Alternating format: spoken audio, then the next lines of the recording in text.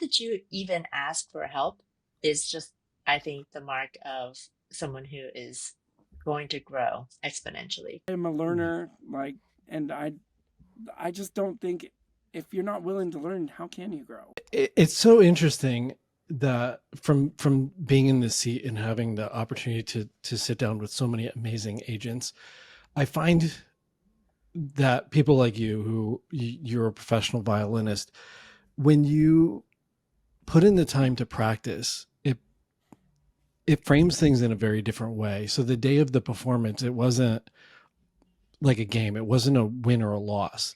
And if it was a loss, like if you made a mistake during a performance, it was like, I made a mistake. It's not that you're a loser. You just didn't nail it. And so when you go back to practice, you're like, I'm going to bust my butt and never make that same mistake again.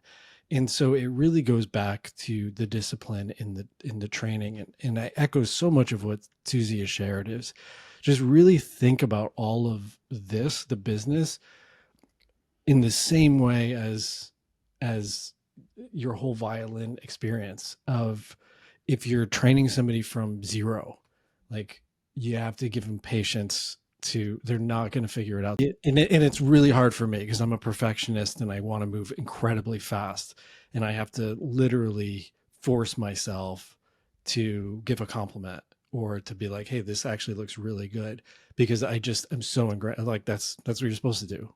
Why aren't you doing that? And so you have to, it's a lot of training, but the growth that comes from it is pretty special. And so I'm beyond stoked for your next growth spurt that you're Yes. clearly on the precipice of.